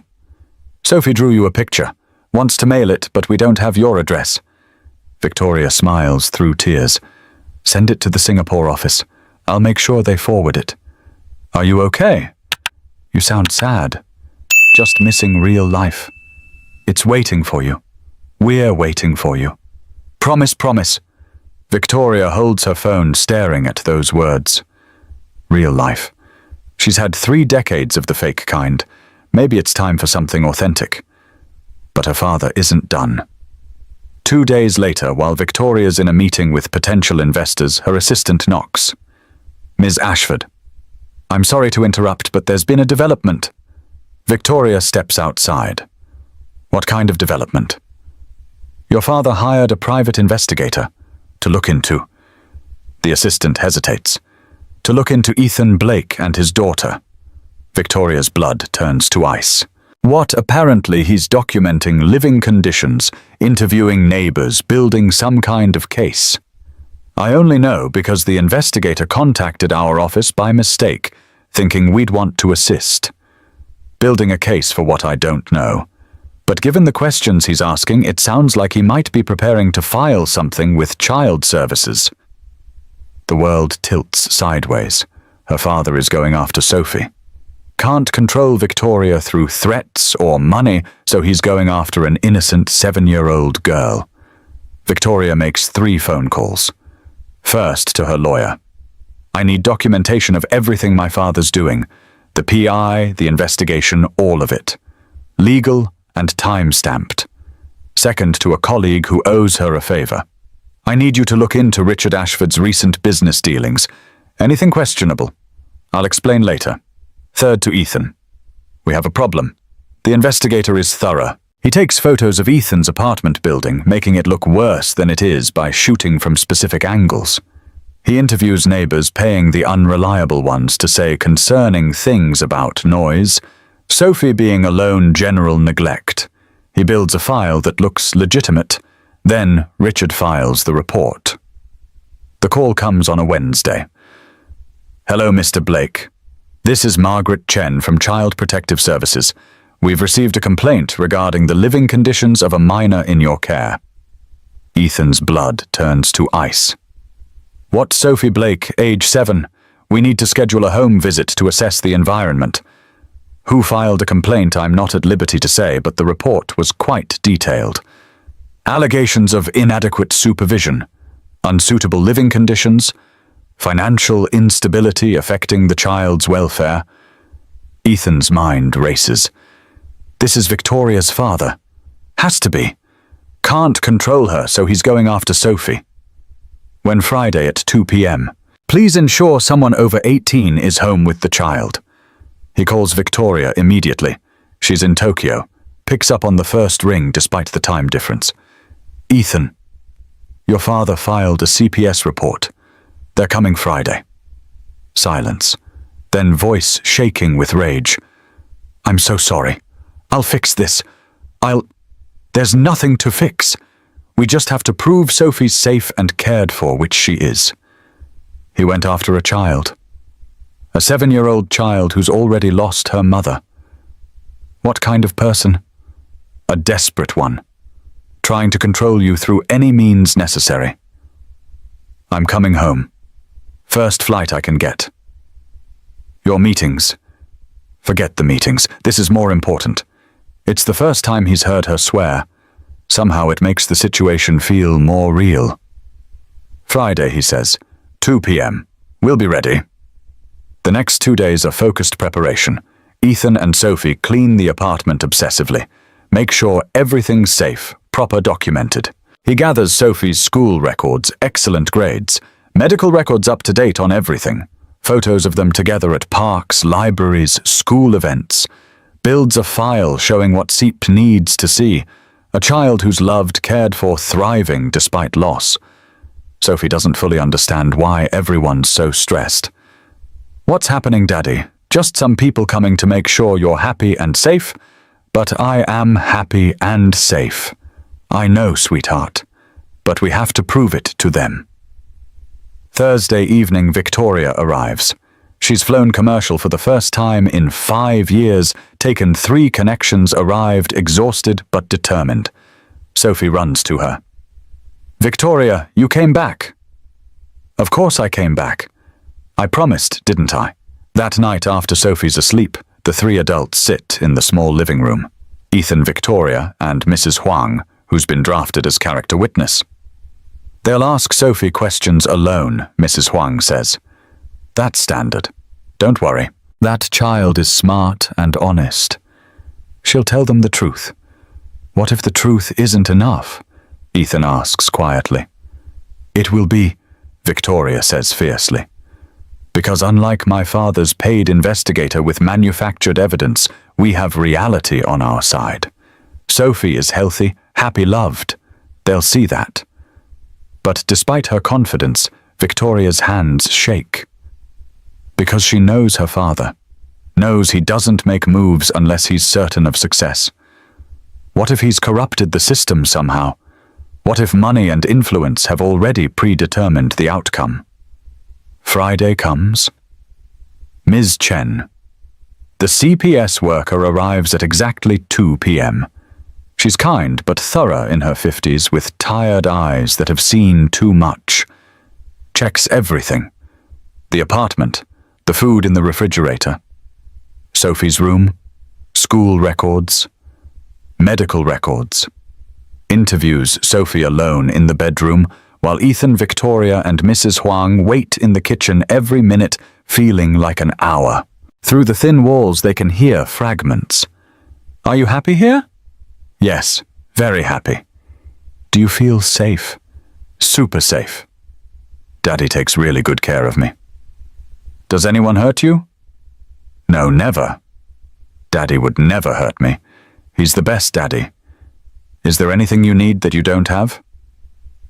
Long pause. Then, a dog, but Daddy says we're saving up for one, and we'll get one when we can afford it proper-like. Ms. Chen's voice is gentler. What about this lady Victoria? How do you know her? She's Daddy's friend. She's really nice. She reads to me and helps with homework and says I can call her whenever I want. I really like her. Do you want her to stay? Yes. I hope she stays forever and ever. After an hour, Ms. Chen emerges from Sophie's room. Her expression is unreadable professional. She sits with Ethan and Victoria at the kitchen table. I've completed my assessment. The complaint alleged unsafe living conditions, inadequate supervision, and potential neglect. Ethan's heart pounds. I found no evidence supporting these allegations. Sophie is healthy, well-nourished, properly clothed, attending school regularly with excellent performance. The apartment meets all safety standards. Sophie reports feeling safe, loved, and happy. Her emotional and physical needs are clearly being met. Victoria exhales shakily. Furthermore, Ms. Chen continues, her eyes sharp. Now, the detail level in the original complaint suggests someone with an agenda rather than genuine concern. The photographs submitted were taken from misleading angles. The neighbor interviews? She pauses. Let's just say when I spoke to those same neighbors myself, their stories changed significantly, particularly after I mentioned the legal consequences of filing false statements. So Ethan's voice is barely a whisper. So the case is closed. No cause for concern. Sophie stays with you where she clearly belongs. Ms. Chen pauses. Whoever filed this complaint wasted a lot of time and resources. If I find out who it was, there will be consequences. After she leaves, Ethan collapses on the couch. Victoria sits beside him, takes his hand. It's over, she says. Is it? Or will your father try something else? It's over, Victoria repeats, her voice steel. Because I'm going to make sure he never tries this again. That night after Sophie's asleep, Victoria makes calls. To lawyers, to the journalists she knows and trusts, to former board members who've been quietly unhappy with Richard's increasingly erratic behavior. She's been gathering information for a week since her assistant warned her about the PI. Her colleague found irregularities in Richard's recent deals. Nothing illegal but ethically grey. Using company resources for personal vendettas. Conflicts of interest. Pattern of behavior showing someone who's lost perspective. "What are you doing?" Ethan asks, watching her work at his kitchen table. "Building a case against my own father." Victoria. "He tried to take Sophie away. Tried to use the system to hurt an innocent child to punish me for choosing my own happiness. I can't let that stand. Are you sure about this? Once you do this, there's no going back. There's already no going back. He made sure of that when he filed that false report." Ethan's quiet. Then, "What do you need from me?" "Support, that's all. Just support. You have it. Always." Victoria contacts a journalist she knows from her CEO days, someone trustworthy who won't sensationalize but will tell the truth. "I have a story for you." They meet at a coffee shop. Victoria lays it all out. Her father's controlling behavior, the forced merger plans, the threat to remove her as CEO, the private investigator, the false CPS complaint targeting a 7-year-old child. "Can you prove the complaint came from him? I can prove a pattern of control and manipulation, of using any means necessary, including hurting children to get what he wants." She slides over documents, financial records from her time at the company, deals Richard made that benefited him personally, that skirted regulations, that put profits over people and ethics. "This is explosive, I know, but I need you to be careful. I'm not trying to destroy him. I'm trying to stop him from destroying others." The journalist studies her. "Why now? What changed?" "He went after my family. I can handle him coming after me, but a 7-year-old girl who's already lost her mother. That's where I draw the line." The article drops Wednesday. Corporate Titans Fall, Richard Ashford's legacy of control. It details everything with brutal precision. The pattern of manipulation, the CPS complaint, the attempted forced marriage, the PI investigation, the use of company resources for personal vendettas. It doesn't destroy Richard, but it wounds him deeply. His phone rings off the hook. Board members demanding explanations, investors getting nervous, the carefully constructed image crumbling. Victoria doesn't feel victorious. She feels sad, because despite everything, he's still her father. And she still loves him, even though he's made that love so difficult. But loving someone doesn't mean letting them hurt you. Doesn't mean letting them hurt innocent children. Thursday evening her phone rings. Richard. She considers not answering, but she does. "Father, you've destroyed me." "No. I stopped you from destroying others." "There's a difference." Silence. "Then why would you do this to me? You called CPS on a 7-year-old child. You tried to take away a little girl who's already lost her mother just to punish me for not obeying you. What did you expect me to do? I was trying to protect you by hurting an innocent child, by using the system designed to protect children to attack one instead. That's not protection, Father. That's cruelty." More silence. When he speaks again, his voice is different. Broken. "I've lost the board's confidence. They're voting to remove me next week. I'm sorry. Are you... This was your goal?" "No. My goal was to stop you from hurting my family. If the board's removing you, that's because of your own actions, not mine. I built that company from nothing, and then you used it as a weapon against your own daughter. You did this to yourself." Richard's voice cracks the first time Victoria's heard real emotion from him in years.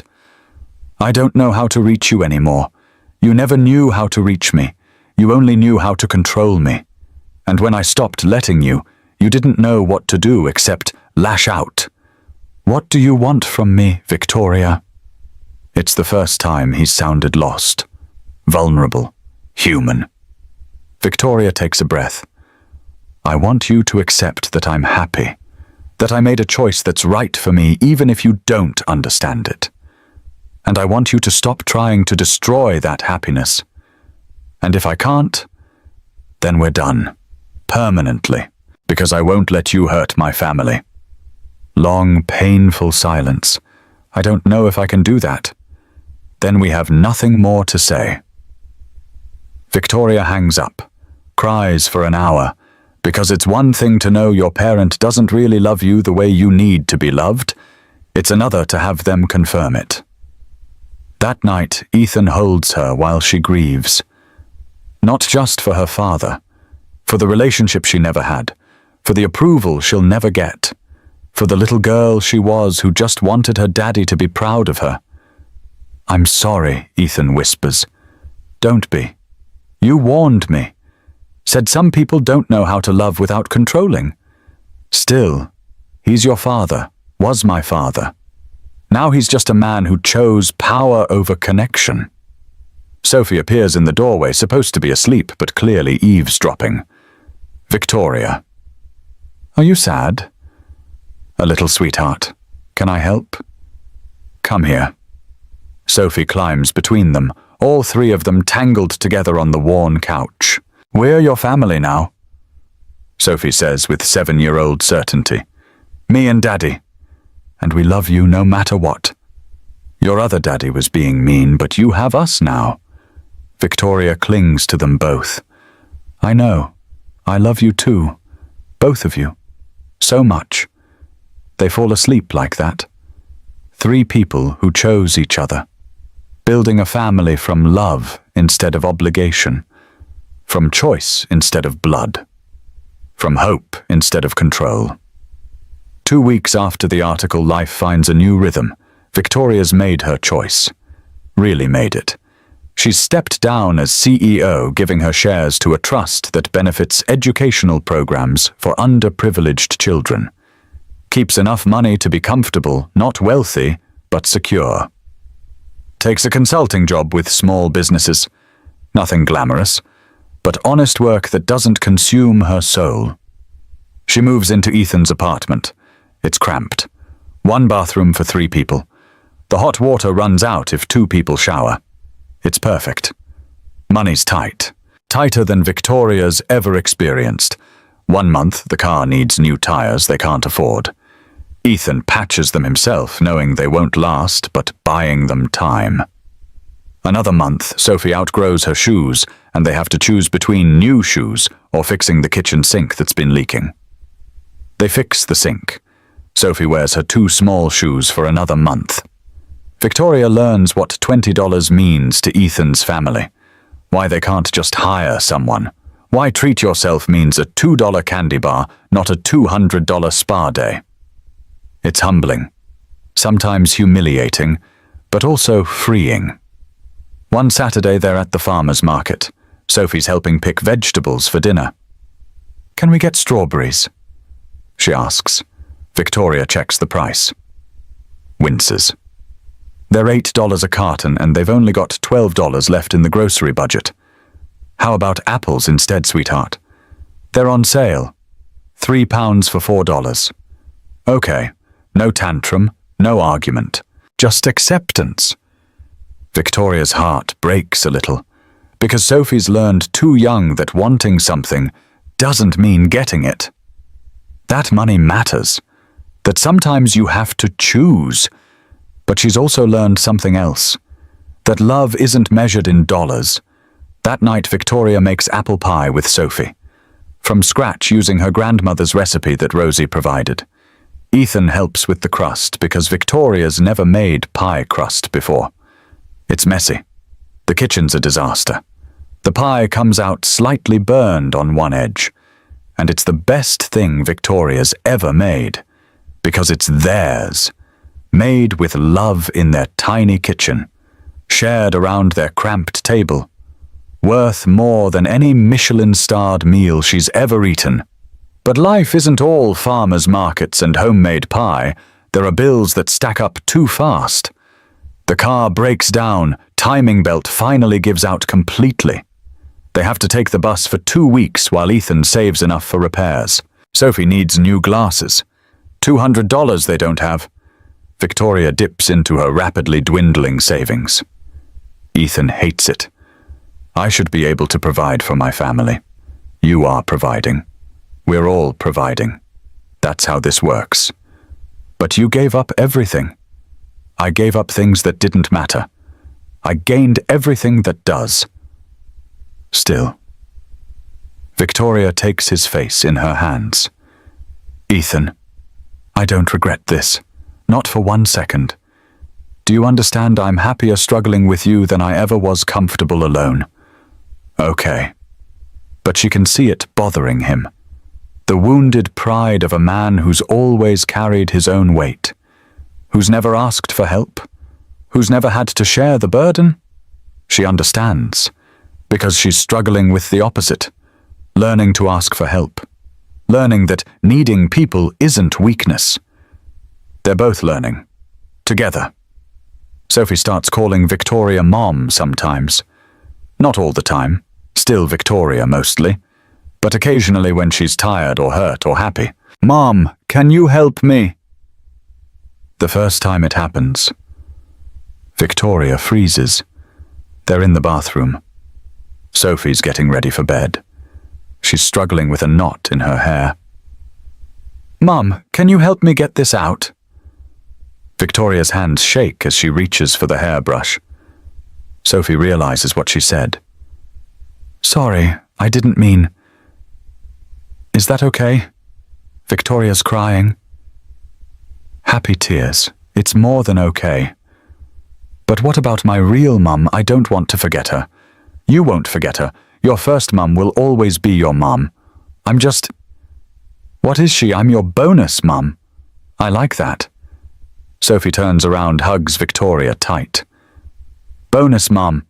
Like I got extra lucky. They hold each other, both crying now, and Victoria feels like she's finally found where she belongs.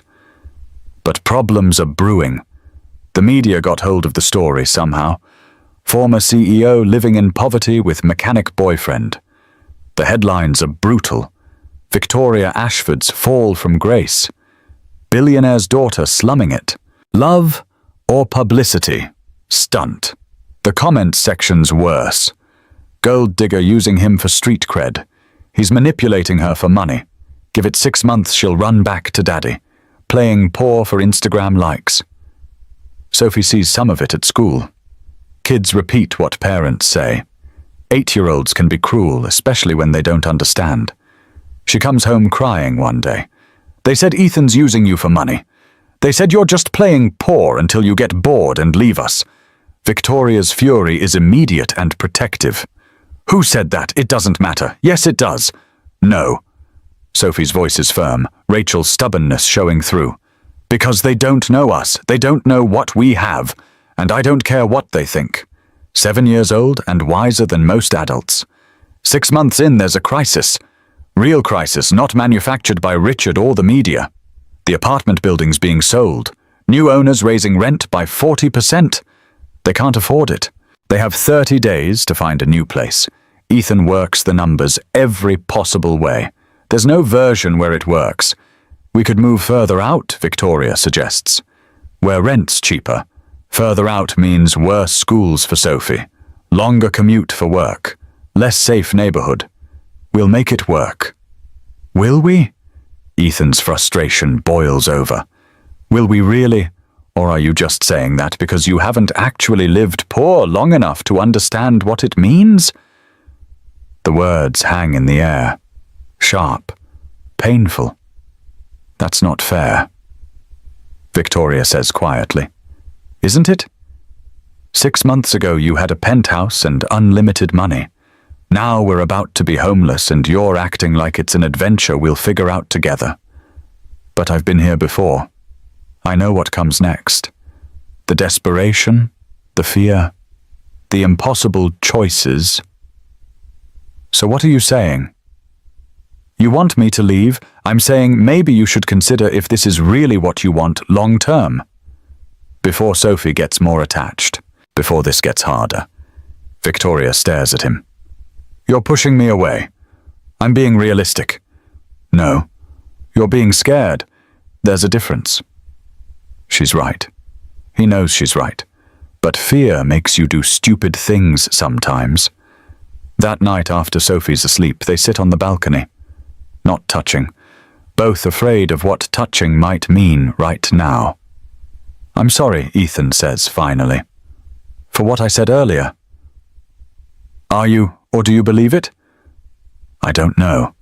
Honest, painful. Part of me keeps waiting for you to wake up and realize this isn't enough.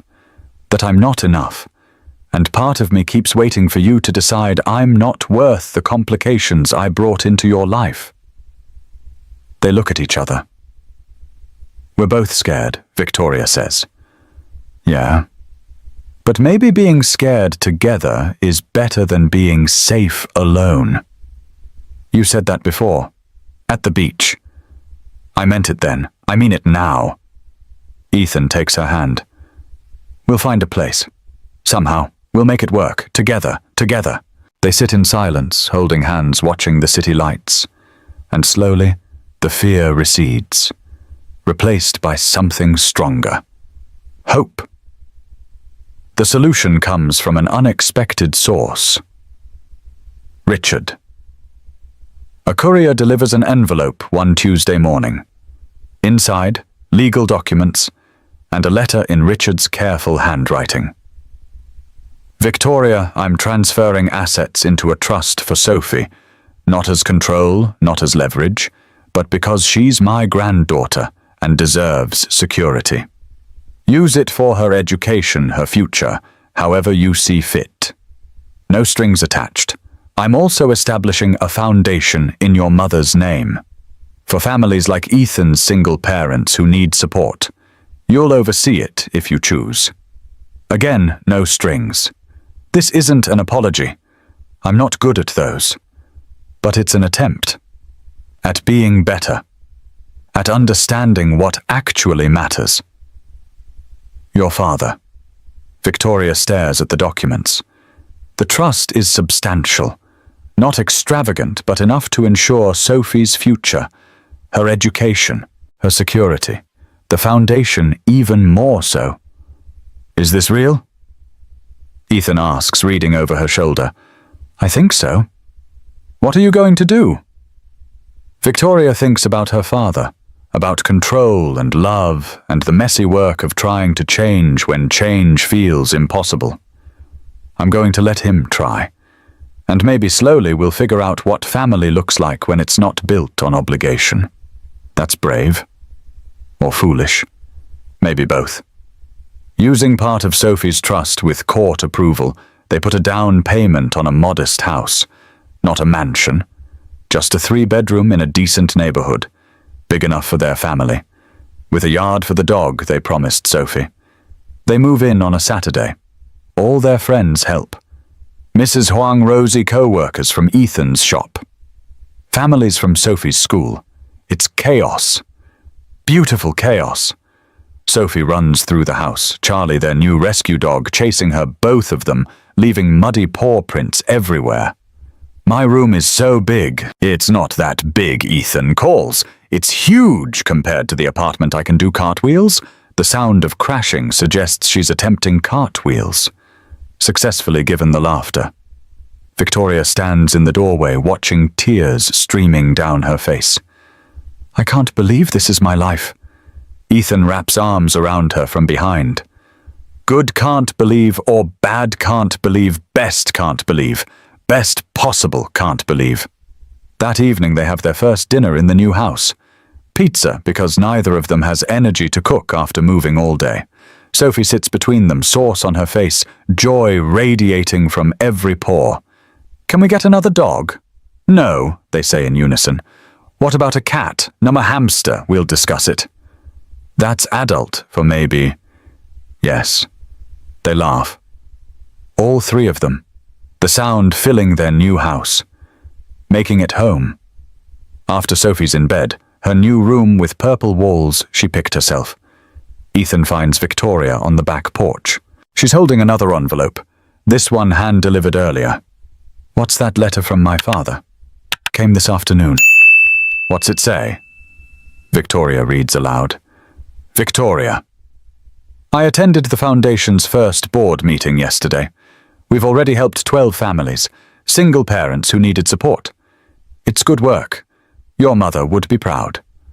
I'm learning. Slowly. How to love without controlling. How to be a father instead of a CEO. How to see people instead of assets. Perhaps one day I can meet Sophie properly, as her grandfather. Not as someone trying to use her. Only if you're comfortable. Only if she wants to. I'm trying to be better. Your father. What do you think Ethan asks? I think I want to try. Not rush it, but slowly. Supervised visits. See if he can be the grandfather Sophie deserves. And if he can't, then we stop. But at least we tried. Ethan pulls her close. You're kinder than he deserves.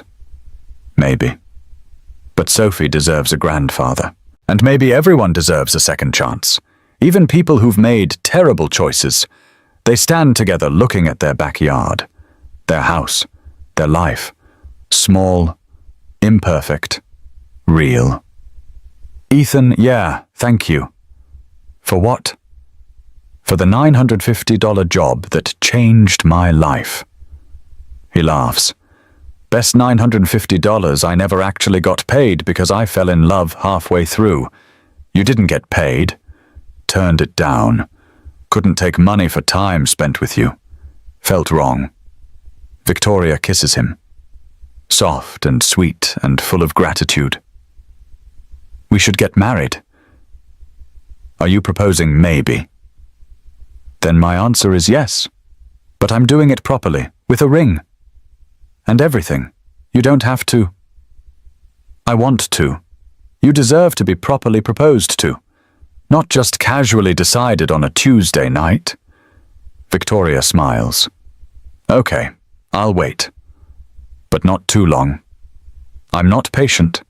Notice that about you. They stand together under stars that feel closer than they did 6 months ago. Two broken people who found wholeness in each other, and in a 7-year-old who needed them both. 3 months later. Summer arrives with warmth and possibility. Ethan tells Victoria they're going to Alki Beach Park for a picnic. Sophie's vibrating with excitement, practically bouncing. Why are you so excited about a picnic? Victoria asks. No reason, I just really love picnics. They spread a blanket near the water. The same spot where Victoria and Ethan first really talked, where they both admitted they were falling. Sophie's suspiciously helpful. Setting out food, arranging everything perfectly. Her excitement barely contained. Then Ethan clears his throat. So, there's something we want to ask you. Sophie giggles. Sophie, you want to help? His daughter pulls out a sign. Handmade, crayon decorated, purple glitter everywhere. Will you marry my dad? Victoria's breath catches. Ethan's on one knee, holding a simple ring, not expensive but beautiful in its simplicity. I know I already know the answer, but I wanted to do this right. For you, for us, for Sophie. His voice shakes slightly. Victoria Ashford. You drove into my life in the back of my car 3 days before Christmas. You were ice and walls, and so alone it hurt to see. And somehow in the space of 3 days that turned into 3 months, that turned into this moment right now, you became everything. You taught me it's okay to hope again. You showed me love doesn't have to be perfect to be real. And you love my daughter, our daughter, like she's your own. Will you marry me? Make this official. Be Sophie's mom and my wife and part of this beautiful, messy, perfectly imperfect life we're building together. Victoria's crying, happy tears streaming down her face. Yes, yes, 1,000 times yes. Ethan slides the ring on her finger, pulls her close, kisses her while Sophie cheers and Charlie barks and other park-goers applaud. We're really doing this, Victoria whispers against his lips. We really are. Sophie throws herself at both of them. Three-person hug that nearly knocks them over. We're a real family now. We've always been a real family, sweetheart, Victoria says. This just makes it official. They spend the afternoon at the beach, building sandcastles, playing in the water, being normal, being happy, being whole. That evening they return to their house to find a car in the driveway. Richard. Victoria tenses. I didn't know he was coming. It's okay. We'll handle it together. Richard steps out of the car. He's aged visibly in the past months. Hair grayer, face softer. The armor he wore for decades finally cracking. I'm sorry for dropping by unannounced. I heard about the engagement, wanted to congratulate you in person. Thank you. Awkward silence. Then Sophie, fearless as always, walks up to him. Are you the grandpa who tried to take me away? Richard flinches. I am, and I was wrong. Profoundly wrong. I'm sorry. Mum says you're trying to be better. Mom. His eyes go to Victoria. Sophie points. Yeah, Victoria's my mum now, and Ethan's my dad. They're getting married. I see. He looks at Victoria, seeing her properly, maybe for the first time. Not as CEO daughter or strategic asset, just as his daughter who found happiness he couldn't provide. Sophie studies him with 7-year-old directness. Are you here to be nice or mean? Nice. I'd like to be nice, if that's okay with everyone. Okay. But if you're mean, Charlie will bite you. He's very protective. Richard almost smiles. I'll remember that. They stand in the driveway. This blended, complicated, beautiful family. Would you like to come in? Victoria asks carefully. For dinner. Nothing fancy, just spaghetti. Sophie's specialty. Richard looks surprised. Moved. I'd like that. Very much. Dinner is awkward, but not terrible. Richard's stiff. Uncomfortable with casual family dynamics. Doesn't know how to interact with a 7-year-old or make small talk with a mechanic. But he tries. Asks Sophie about school. Listens to Ethan talk about work. Doesn't criticize or judge or try to control. Just exists with them. After dinner, Richard pulls Victoria aside. Your mother would be proud. Of this. Of you. Of the family you've built. You think I know. She always wanted this for you.